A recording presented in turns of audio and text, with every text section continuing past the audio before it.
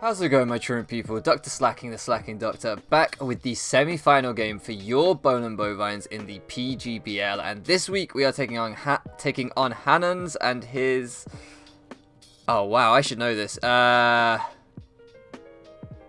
honestly can't remember his team name. Anyway, Hannonz took over from Frosted in the PGBL mid-season. The PGBL was a little bit difficult for a few coaches, but basically, for those of you that don't know what happened, I'm going to quickly recap before we jump into this game.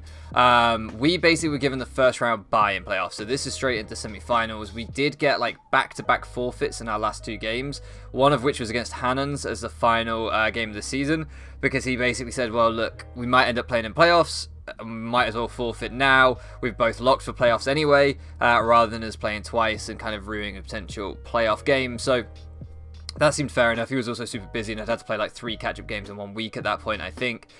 So yeah, we were given the first round bye.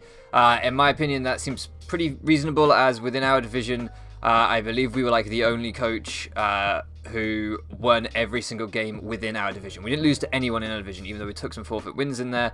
We also didn't lose a single game to those that we actually played. So, you know, it is what it is. But basically, I had built this team for this game for when I was supposed to play Frosted weeks and weeks and weeks before this playoff game, just before she dropped. So I didn't change the team. I didn't even know the matchup. This had taken a long time to get everything sorted. And basically, I think at this point, Gen 8 had actually just come out, possibly. It was around the time that Sword and Shield were dropping. So that's how long ago this was. I mean, you guys can't see the date. This game actually was December the 22nd. So that's after Sword and Shield, right? So just before Christmas, yeah. It was a long time coming, this one. But that's fair enough. That sort of stuff happens. So anyway, the team that I originally built, I just had to look back at it and, you know, see if I could do anything with it. And I will quickly run you through the team as best I can. I've tried to refamiliarize myself with this, but I'm recording this on the 7th of February. So this game was well over a month ago now, being on the 22nd of December. But yeah, let's talk about what I can kind of remember and what I've been able to refamiliarize myself with. We have Sword Stance Lucario here with Extreme Speed, High Jump Kick, and Crunch. It looks pretty solid against all of his team as far as I can tell. E-Speed looks like it could pick off things like the Coco and the Pidgeot if they were weakened, especially if we get rocks up and wear them down. E-Speed looks really nice against them. Potentially against the Kyurem, although if it's a slow Kyurem, we should be able to hit it with a high jump kick. In fact, I think we speed tie. Is Kyurem base 90 regular Kyurem? No, it must be 95, right? I don't know. Anyway, it's been a long time. Silvally, again, if we can potentially E-Speed through it. Excadrill outside of Sand, we can high jump kick, and Hippo, we can high jump kick. So, potential win con, but more than likely just going to be a wall breaker. Darkinium must have been for something, some sort of psychic type that was the fighting resist on my opponent's squad. Then we have Breloom with Muck Punch, Drain Punch, Spore, and Bullet Seed with a Fist Plate, with an Adamant Nature being able to, I believe, Oko Drill after maybe like 1 Rocks switch in with Muck Punch, maybe that's what it was. Because bear in mind, this is Technician boosted Muck Punch, so it's really strong with that Fist Plate on there as well. So yeah, I'm guessing so. Bullet Seed also hits things like the Hippo really hard and catches a Coco if we want to predict that thing coming in. Spore, obviously a little bit annoying against the team with electric terrain, but I think I was hoping to maybe catch the Pidgeot on the switch in if we're predicting a grass move, and be able to Spore that thing, or just potentially when terrain goes down, I maybe didn't need a 4th move.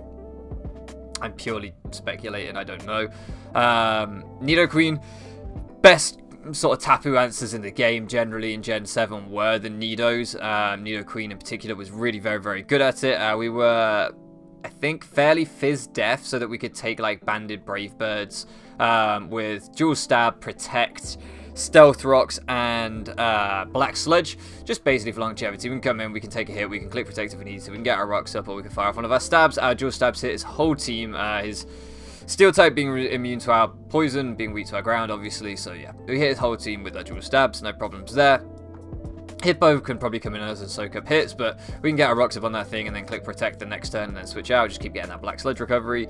Then we have a Zam. Now I know he had an Alolan Muck, or Frosted I guess, before Hannonz had an Alolan Muck, but I was going to run some wacky shit. I can't even remember. It was like Wonder Room,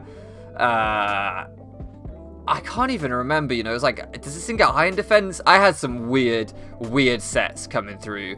And then I think Aquarius and Ben pointed out to me that I was an idiot for not just running Miracle Eye if I wanted to hit an Alone on Muck. So they were 100% right. So we were sub, Psychic, Focus, Blast, Miracle Eye. So basically Miracle Eye, if you don't know, means you can hit, because I didn't know this is how it worked, it means you can hit things with immunities. So if you were a ground type, I think you could hit a flying type with Earthquake, or in this case, if you're a Psychic type, you can hit a Dark type with Psychic moves, and because Muck is part Poison, it becomes super effective, and therefore it gets shredded by Mega Alakazam Psychic. It doesn't. I thought it would come out like neutral, but no, it still comes out super effective. This is my memory anyway from when I built this team for Frosted, way before December 22nd. So yeah, my memory's hazy, but I think that was the rough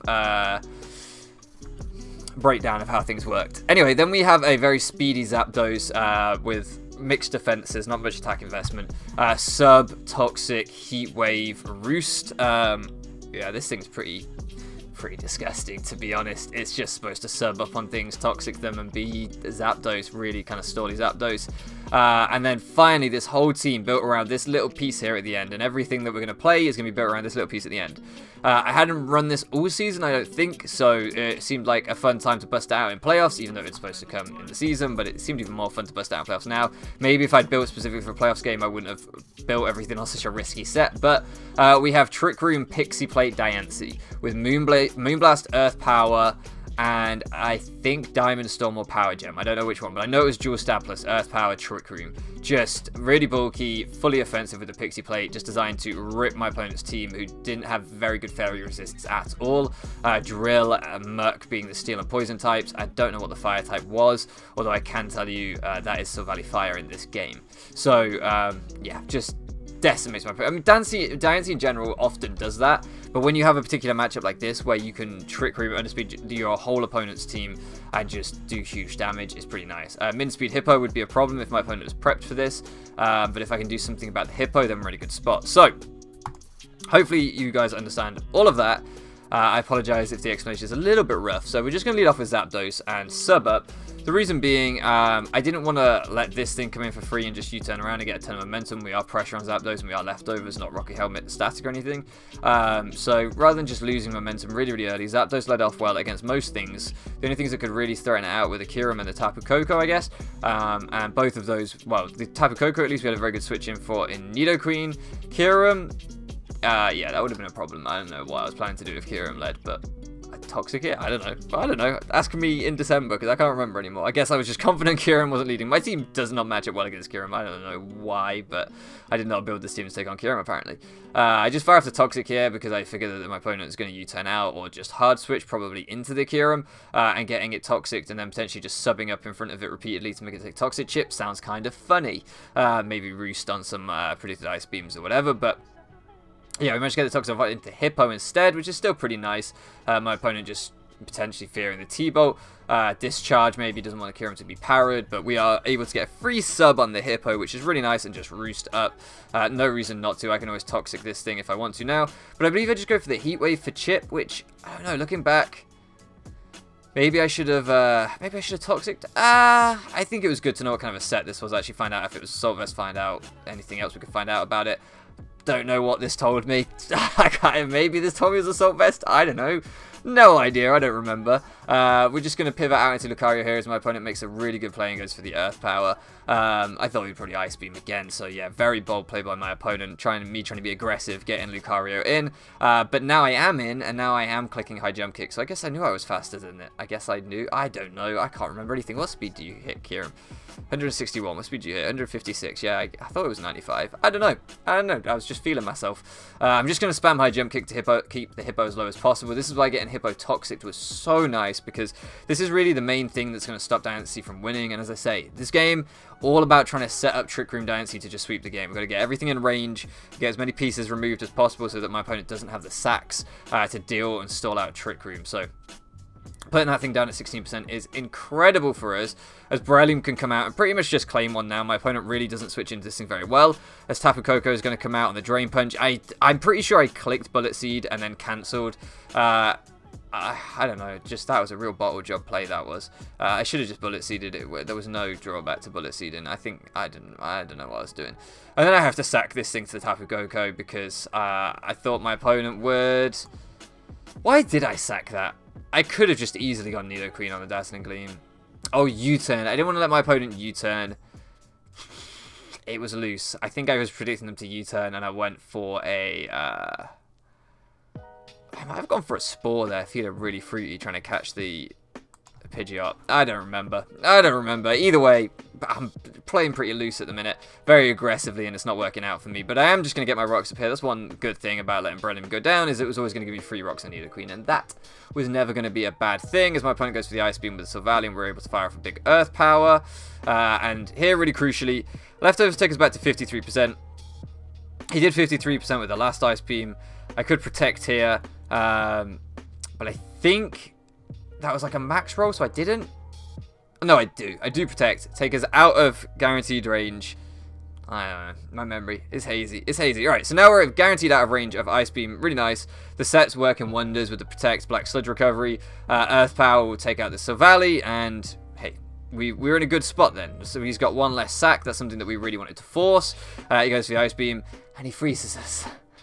That's not good. That's really, really not good. That's absolutely not what we wanted to see, because this actually allows him to defog as we stay frozen and get rid of our rocks, which we wanted to chip everything down into range of Diancie, particularly this Kyurem. I really want to wear that down into range of Diancie, but, you know, it happens. It might still be in range depending on its spread and stuff, I think. Maybe I saw from Heatwave what kind of spread it was. I don't remember. Either way, Alakazam's in, and we are now 6-3 down. It's not going very well, but listen, Diancie had an incredible matchup, and this game's all been about positioning Diancie, and we do have 50% off on the Koko nearly. We don't have any chip on the Pidgeot. That would have been really nice to have got the Rocks chip on that, but hey-ho.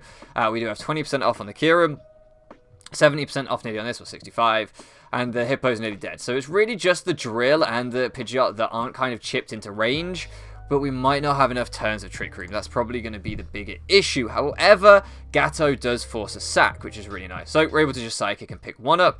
Hippo has to come out. We trace the Sandstream. Unfortunately, we couldn't trace Silvally's multi-system? RKS system? What is it called? I don't even know what it's called. What's it called? RKS system. So yeah, we unfortunately... I'm going to trace the Sandstream. Which I think makes us immune to sand, right? Which is pretty nice. So I get... Oh, no, it doesn't. It should make us immune. That is ridiculous. Anyway, but what's really, really nice is basically because he stayed in with the Hippo and didn't Earthquake, I had to hope for that. Like, that was really the play that I desperately needed. I desperately need him to go for Rocks with Hippo because I don't really care about Rocks, but he might, because it might want him to wear down a Zapdos, whatever else. But if I could get a sub up on Hippo with Alakazam, that basically meant that the only thing that could come in to revenge kill me was Drill, because... basically, Tapu Koko could come in if it was Scarf, I guess, but it didn't seem likely to be Scarf in this matchup, so that couldn't revenge kill me. It would just die to a Psychic from this range. Pidgeot could try and come in, and it could probably take one Psychic, but it would have to be sacked to take out my sub. So the only thing that could naturally outspeed me and kind of guaranteed to take out the sub, barring, like, even if crits and stuff, would be the Drill. So knowing that would force the Drill out, this is something that I really needed chip on, or really needed to deal with in some way, because at this point Drill kind of can sweep my team under sand potentially. If we take 25%, depending on what his set is, and he hits us with the Stone Edge, it's not going to be a good time. So obviously Iron Head's going to kill Diancie, I mean Stone Edge for the Zapdos, so it's not going to be a good time. So basically this was really what I needed. I needed him to go for that Rocks play there and give me a sub, because now Drill can't just straight up kill me, and I've got a chance to land a Focus Blast. We never miss. We never miss. We land the Focus Blast. We OHKO the Excadrill, and now it's 3-on-3, and suddenly Mega Alakazam has done Mega Alakazam things. Can't give this thing a free sub because it goes crazy. We're able to fire off a Psychic, get a huge chip off on the Pidgeot, which was probably the last thing that could deal with Diancie, and probably the best thing for us to set up Trick Room with the Diancie. Could be like Hidden Power Steel, I guess, or Steel Wing, which would be pretty rough, but in the sand, I don't think Hidden Power Steel would kill us. Steel Wing maybe would, but I don't know if he'd have that kind of tech on him. He goes for the Hurricane. It does nothing, doesn't get the confusion, thank goodness, and now we've got those Pixie Plate boosted Moonblast. We know he's not Roselli Berry on the Kyurem, because I believe we saw leftovers, which was really nice to kind of reveal that, so that we don't have to worry about Resist Berries. Suddenly Diancie's looking real good. The spotlight is on the spotlight. And yeah, we managed to set this one up in a position where we were looking pretty good. We were looking pretty good.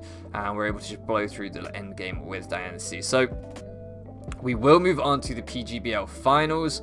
GG to my man Hannonz. This was definitely a really tight and fun game. Very intense game. When we were 6-3 down, I was like, whew, I'm feeling a bit rusty. I hadn't played since before Sword and Shield came out, I believe. A draft league game at the very least, I believe. I don't think I played any other things post Sword and Shield, really. So yeah, I probably had like a month off from playing Pokemon, really. For those of you that don't know, I've been on a bit of a hiatus for a little while.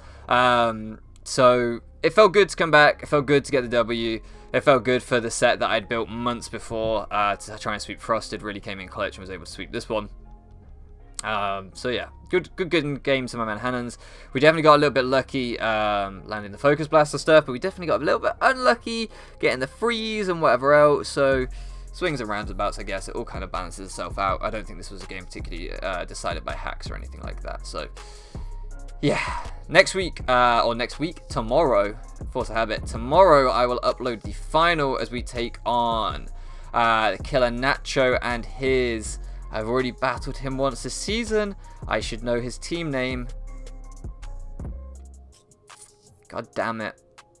I can't remember his team name. I think it's got a Manaphy in it. I think it's got a or the Fion. We'll find out tomorrow. Because I can't remember, and I will look it up before the final. That will be on Wi-Fi. I should have said this was on Showdown because... I don't remember why, but this has to be on Showdown basically, so apologies for that. Yeah, we'll be back on Wi-Fi for the final. I should have said that at the beginning of the video, I completely forgot. But yeah, we'll be back in the final. Hopefully going for the last final of Gen 7, of course, trying to win a championship, but we did lose to Nacho in the regular season, so it is going to be a really, really tough game. I do want revenge for that one. I was really hoping that we would play one of the coaches we lost to in the regular season in the final, preferably him or Viz. I was really hoping to play Viz as well, or even Root would have been really fun too, actually. So yeah, but regardless, I'm going to stop rambling because I haven't recorded in so long that I feel like I just ramble at the minute. I'm so out of practice. Tune in tomorrow if you want to see the final of the PGBL and some more Gen 7 action. Thank you so much for loafing around with me, and I'll catch you again next time.